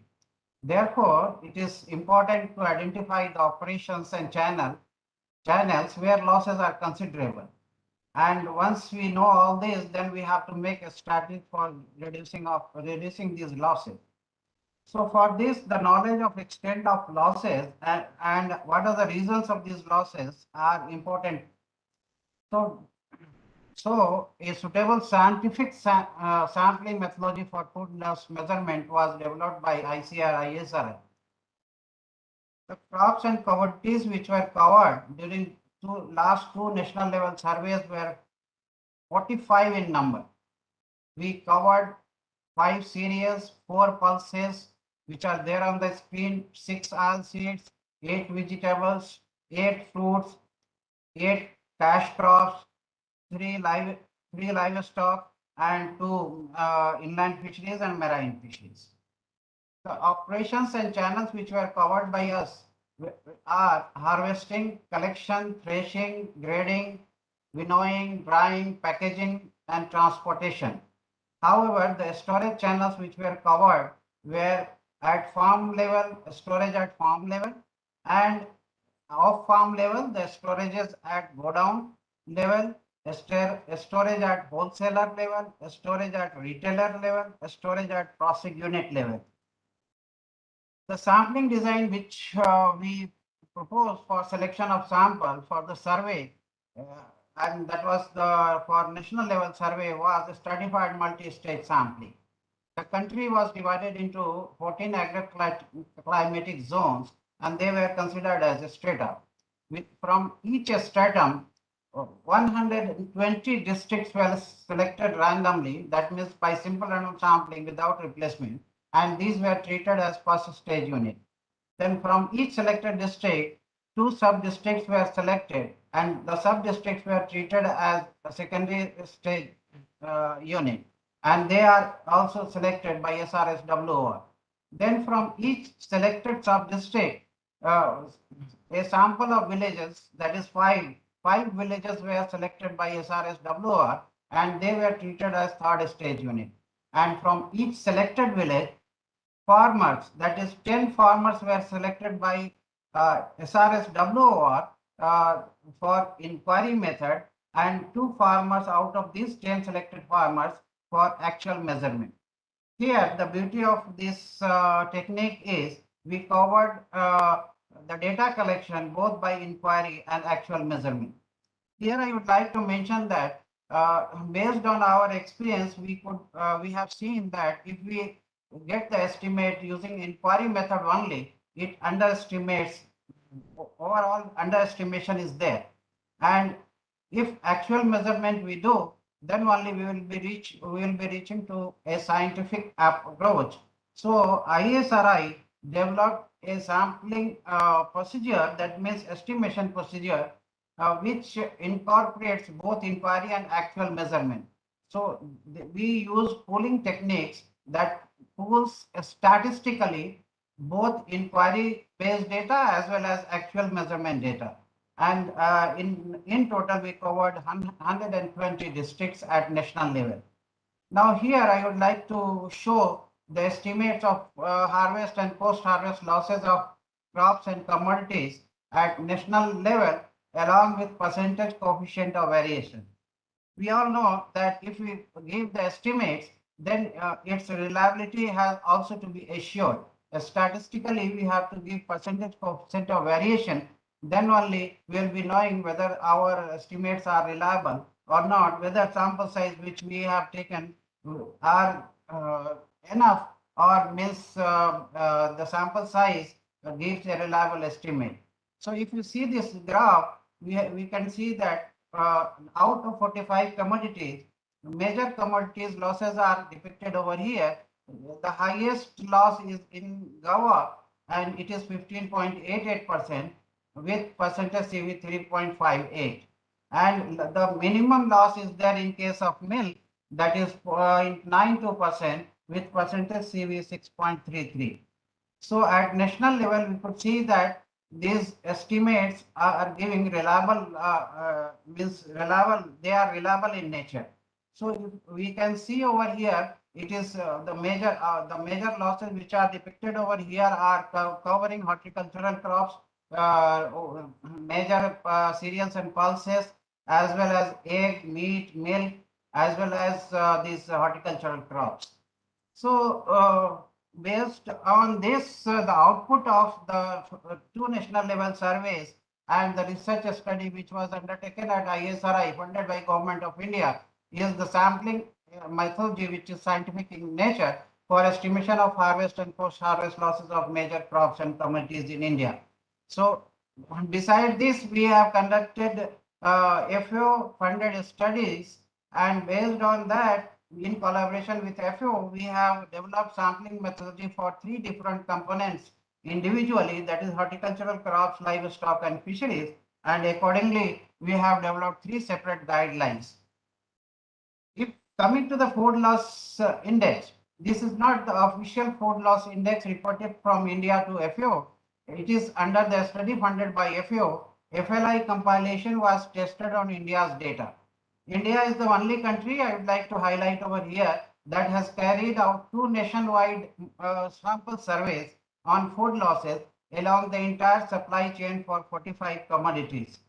We can see from here that in 2007, the base year, if we take as 100, then we are coming down to 94 in 2012.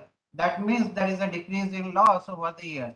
And based on our 2 national level surveys, we have recommended that since it is not the production estimation at national level, it is percentage loss estimation. So it is better to go for national level surveys after a gap of 5 to 7 years. And accordingly, we are doing it in India. The 3rd survey is in progress. As far as the food loss index reporting is concerned, the authority is Central Statistics Office, Ministry of Statistics and Program Implementation, Government of India. And the data which is generated through these 2 national level surveys, they are being used by Ministry of Food Processing Industries, Government of India, as well as policymakers, research organizations, and ICR, Central Institute of Post-Harvest Engineering and Technology, for development of post-harvest technologies for reduction of losses. All India Coordinated Research Project on Post-Harvest Technology, that is AICRP on PHT, private organizations for development of these storage infrastructure, post-harvest for post-harvest losses reduction. The scientists and students are also using this data. So now, as far as the policy of Government of India is concerned, based on the outcome of these national level surveys, the establishment of mega food parks are being done by Ministry of Food Processing Industries, Government of India, and population of appropriate techniques and infrastructure for short-term storages. Investment in post-harvest infrastructure, etc. These are the steps which Government of India has already taken, and we can see that there are spillover impact of these policies and strategies that our reduction of losses are there. And this reduction in a way, if we talk of food loss percentage terms, then in 2007 it was 5.8%. However, in 2014 it was to 5.3%. So almost 5% reduction is there. So with this, I would like to conclude over here that the developed integrated sampling methodology for food loss measurement, providing reliable estimates of losses in various operations and storages in different channels, has been adopted in India in conducting 3 national level food loss assessment surveys during last 15 years, which is helpful in developing strategies for reduction of losses. The separate sampling methodologies have been developed by FAO and for crops, and for horticulture crops, livestock, and fisheries by ISRI in collaboration with FAO. This may be helpful in conducting field tests and adoption in different countries, which in turn will be helpful in generation of quality data and reliable estimates for food loss measurement in different countries. So what we expect that standardization of harvesting and threshing practices, refinement in machines, popularization of appropriate techniques and infrastructure of short-term storages, diverting the excess produce for value addition, training, demonstration, incubation and entrepreneurship development, skill development, appropriate publicity, investment in post-harvest infrastructure, and mega food park are need of the hour for reduction of losses. So this, with this, I would also like to highlight one more point over here, that for getting the accurate estimate of food loss measurement, we need to have an elaborate sampling frame to reduce the data collection size and obtain accurate estimate. So this was the one more conclusion I would like to give, that any country who is going ahead with this food loss measurement, they need to follow this scientific methodology. That means which involves not only inquiry based method but also actual measurement. So with this, I thank the organizers for of G20 FLW workshop for giving me the opportunity to share my views with the participants on food loss measurement based on the studies conducted by us at ISRI India. Thank you very much to all of you. Thank you so much, Takir. That was really interesting hearing about the sampling approach your group took, but also I found it very interesting to hear about how the process of measuring against an indice can actually be part of an incentive to create change. So interesting to see how you're tracking the change in that index over time. So maybe we can have a little chat also in the Q&A about how that works. So I think we have about 15 or 20 minutes now for Q&A, and the organizers were planning to collect some of the questions that had come in through the chat. So the first question that I see on the screen is to Carola, which is a question related to which part of the food supply chain requires the most attention in terms of food loss and waste, and where in the chain would an intervention be the most efficient? Could you share your insights, Carola? Yes, thank you very much, Leanne. So the part of the food supply chain that requires the most attention is not the same. It's not the same across countries. It's not the same across commodities. In the jargon, it's called the hotspot or the critical loss point. And identifying the critical loss points is actually a key step to formulate a data collection strategy. To do that, what you need is a previous value chain analysis or a value chain study or a consultation with the stakeholders to understand where the critical loss points are. And those are the ones that require most attention. I mean, as a general, but this is really common, I mean, let's say as a general statement, when it comes to fruits and vegetables, transport is a critical loss point, especially in countries that do not have a cold chain. On cereals and pulses, the farm is a critical loss point. Storage on the farm is a critical loss point, especially for those farming sectors that do not have, that use traditional storage. That is very vulnerable to all sorts of microorganisms or insects or rodents and so on. But you need to delve in and see what is relevant in your context. And where would an intervention be the most efficient? Of course, it's in the critical loss spot. But at the same time, sometimes the losses become apparent later on and the cause is upstream. So again, this value chain analysis to understand the causes of damages that turn out into losses is important, because in fact, to reduce the loss, you might need to act at the previous stage of the supply chain. For example, mishandling. So I don't know, fruits and vegetables are bruised, but then you see the loss at the wholesale level, but the bruising happens before. So again, it's really the value chain analysis that can give you a lot of insights on the interlinkages, the causes, and so where to target your intervention. Thank you. Great, thank you so much, Carola. We have a second question for Karine, which was related to how Sweden actually chose the 8 commodities that were selected to be studied. So I can pass the floor over to you, Karine. Yes, we looked at the largest commodities in volume and value in Sweden, and then we also wanted to have them spread over the 5 different commodity categories that FAO have.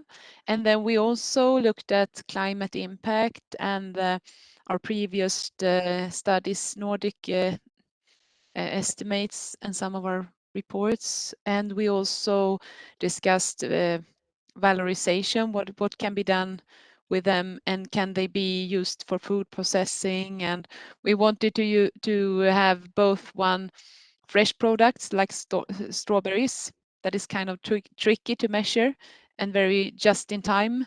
It can be lost, become bad in quality very quick, and also carrots and potatoes that are large commodities but also storageable. So yeah, we also discussed eggs and poultry and apples, but we said that we can add them on further on. Yeah. Thank you so much.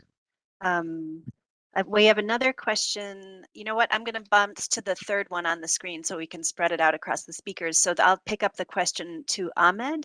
And the question for you, Ahmed, is do you think farm modernization, so technology, is the most important factor to reduce food loss at the farm level, both at harvest and post-harvest? So Ahmed, if you're still with us, great. Over to you. Thank you. I think for our country experience, now we are working actually to modernize the agricultural practice, but actually we are back to use the old technology. Yes, I agree that the technology believe to be improve the loss. So for this harvest and the post-harvest, actually we believe that's the most, not the only, but this most important factor maybe to reduce is to use technology. Yes, I agree with that. This technology should to have implemented to reduce the harvest. That is why we implement and try to establish the policy to intervene the loss point, which loss point, and what are actually the problem and the cause, and to intervene based on that recommendation. Yes, technology have impacts on improvement of harvest and post-harvest loss. Thank you. Great. Thank you so much. Sorry about my dog barking. Hold on. I'll pass the next question to Carola, which is the question about if we want to measure in terms of quality, what types of data should we collect? Absolutely. So it was a big discussion at the beginning, and the fact that qualitative losses are also extremely important, and the nutrition content of losses and the economic losses associated to qualitative losses and so on. But I mean, you've seen the extent of data scarcity. Getting the quantities right is already a challenge on its own. Now to address the question and then what to do. Of course, there are a number of possible solutions to measure quality losses. One is to have an ad hoc survey, but then you need to target it because qualitative losses become even more complex because you have a gradient of quality. You don't have a quality standard. Every country or every group of countries has a quality standard. So the European Union has got quality standards, the United States have got quality standards. You see that also in trade, that in order to reach the export market, the producing country has to meet those quality standards. So there is no one size fits all. That's what makes it so complicated. So you can have an ad hoc study, and actually Karen gave some example with carrots. In fact, that sorting that they did with the carrots was also a way to identify the various quality levels. For example, what you can do with carrots that are too big is different than what you can do with carrots that are molded or half rotten. And the second way that you can tackle the quality issue is indirectly, if with a loss survey, if the loss survey includes some other questions on the destinations. First of all, where does the product go if it doesn't go to the next stage of the food chain? Does it go to feed? Does it go to composting? Does it go to food processing? Where does it go? That is already an information. And at what price? So indirectly, one can see the amount of produce food that actually is not ultimately used as food. And that is a proxy for a lower quality. Of course, it is not exactly like this, because if you have a bumper crop, there is excess supply. And so maybe it's the market that cannot absorb all the available quantities, but that is already a starting point. Thank you. Thank you very much. I think we have time for a couple of more questions, so I'll pass the next one back to Karine. The question says, food loss refers to decrease in the quantity or quality of food. Did your team also measure loss in quality for those 8 commodities that you had in your study? We measure quantity in tons, in weight, and in share of the production. But if you mean quality by weight loss in water losses, for example, we haven't included that because it's too detailed and hard to measure in meat. And for carrots, for example, we measure how many containers there are and estimated that that weight, and then so we estimated that. But we also, when we have the quantities, you can calculate it, how much does it mean in economical value, for example, like the beef or pork lost at farm, how much money in income lost for the producers does that mean? Those kind of things, and translated to CO2 emissions. We try to do that a bit, but I don't know, nutritional value we don't look at. So it's quantity for food and for quantity for other destinations. That's what we look at. Great, thank you very much. I think I'll pick up one more question, and then I'll ask each of the speakers for their 1-minute summary of or something that they learned from this exchange. So the last question I have is a question that goes back to Carola, and the question is there any inconsistency on the food loss measurement method between the FAO guide and methods developed by other countries and organizations? For example, is the EU food loss report data fitting with the FAO guide method? How is the standardized process possible? Is there any international mechanism or plan to promote a standardized process? That's a good wrap-up question.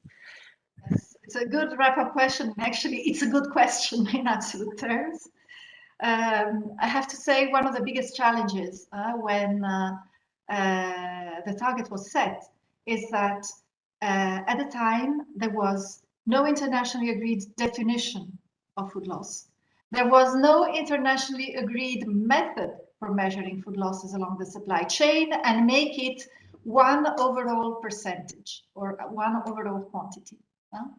So this was really, in a way, uncharted. Of course, post-harvest losses are part of agricultural statistics for a long time, and losses are part of national accounts. But still, in these terms, it was uncharted terrain. So the SDG methodology that FAO has developed with this custodianship mandate, in a way, is helping to create this standardization process. It's been a consultative process. There have been numerous discussions, especially about the definition, because that's where it all starts. You need to know what you want to measure before you can measure it. And at the time, I mean, every single country, organization who was eventually doing some measurement or estimation of losses would use a different, a slightly different definition. And now at least there is convergence. Let me put it like this. There is convergence. With the European Union, we were in, of course, we were liaising even before the respective publications. So let's say that there is compatibility. There is compatibility, there is consistency, but up to a certain point. So it would require adjustment.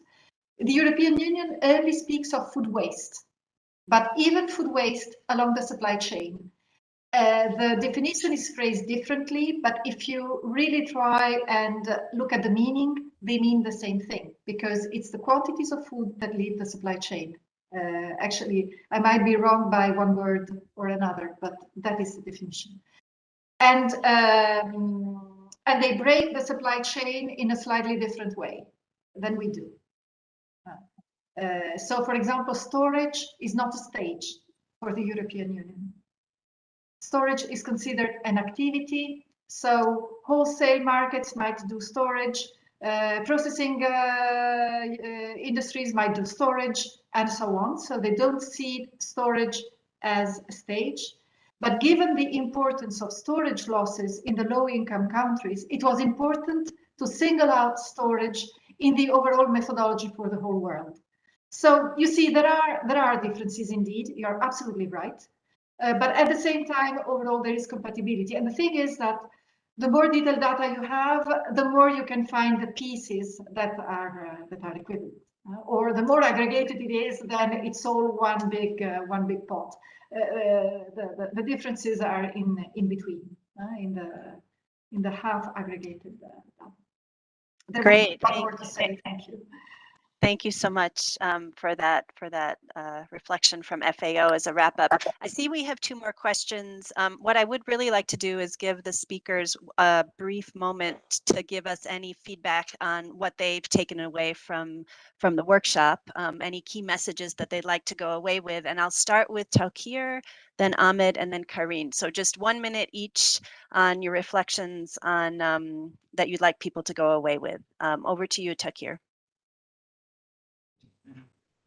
Thank you. It has been a great workshop.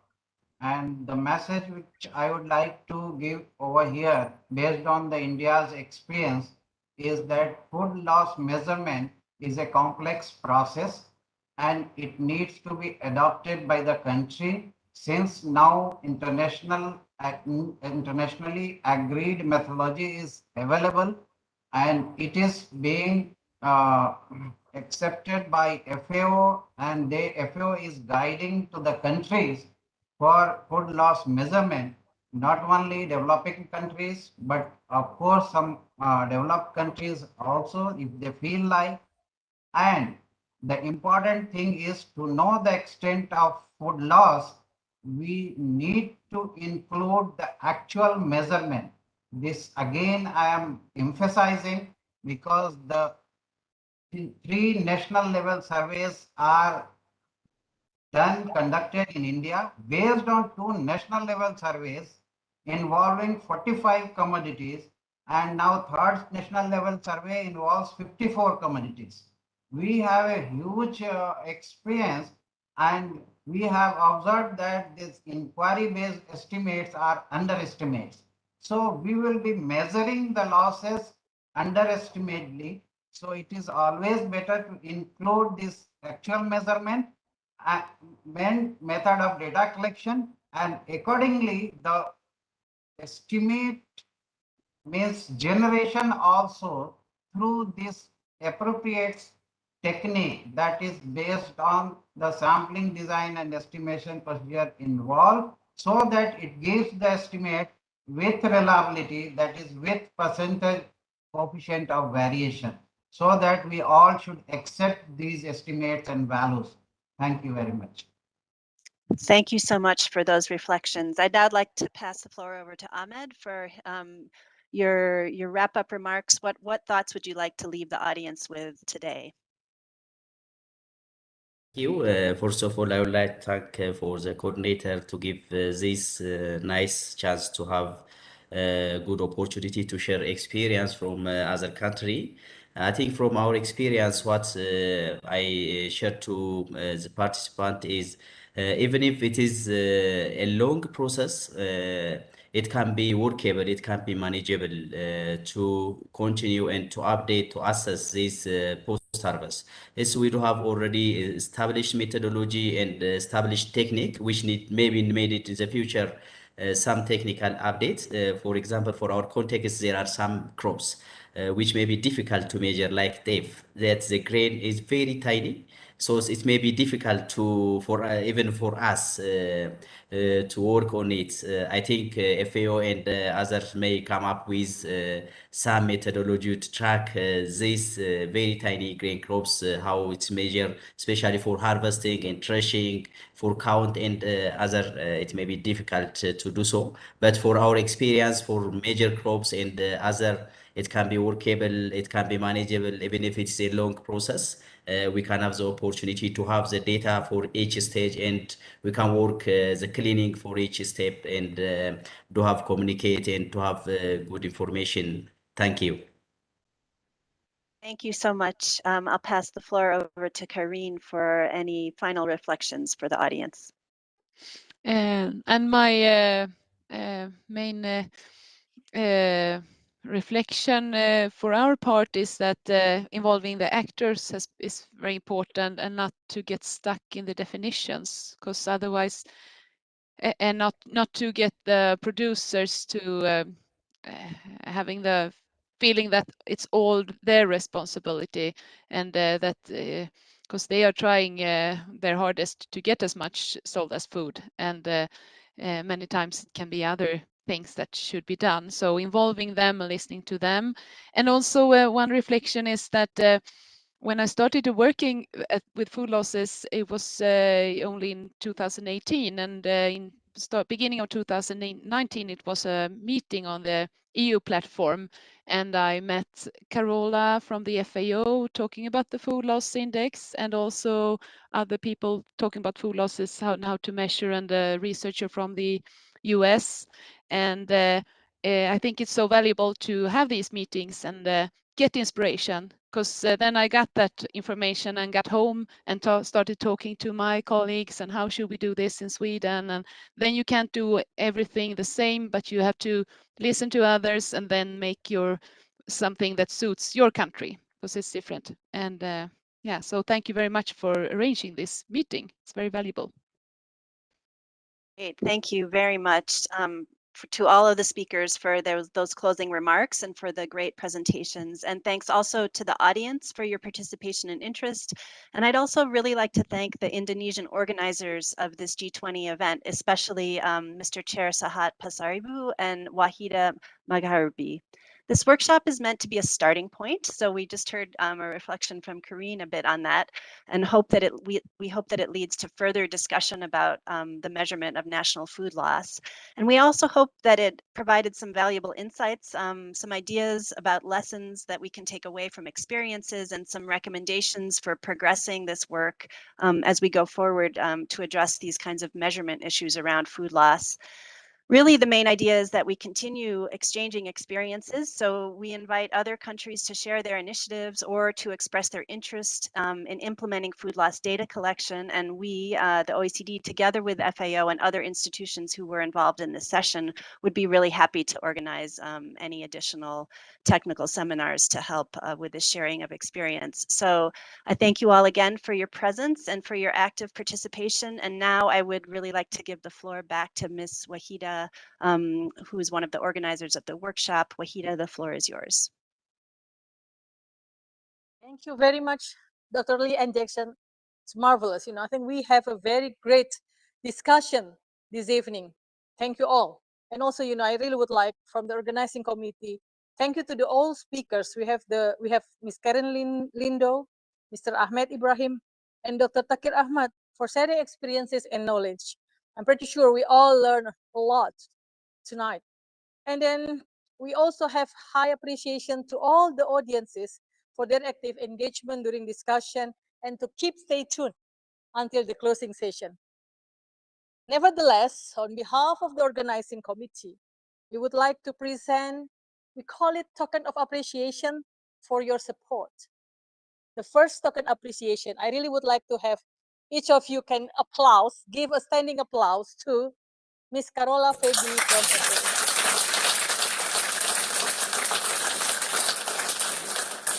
The next one goes to Ms. Karin Lindo from Swedish Board of Agriculture.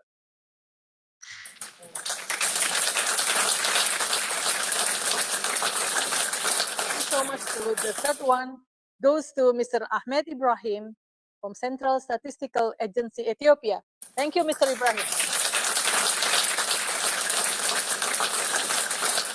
The fourth one goes to Dr. Takir Ahmad, Agriculture Statistics Research Institute, India. Namaste. Thank you, Mr. Takir Ahmad.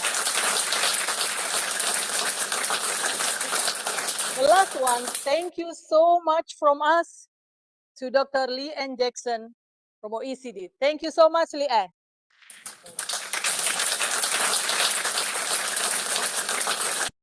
Now we come to the end of day one. On behalf of the organizing committee, we would like to sincere our thanks to all participants, invited speakers, and moderators for your attendance and contribution in this workshop.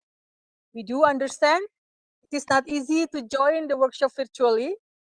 Highly appreciate for your active participation during this workshop. On this occasion, once again, we would like to invite you to join the second day of the workshop. We will start at the same time, 4 p.m. Jakarta time. Thank you and see you tomorrow. Terima kasih from us in Bogor.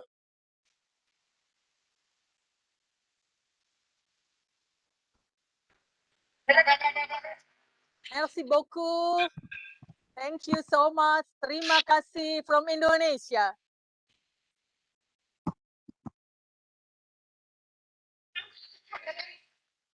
Alhamdulillah.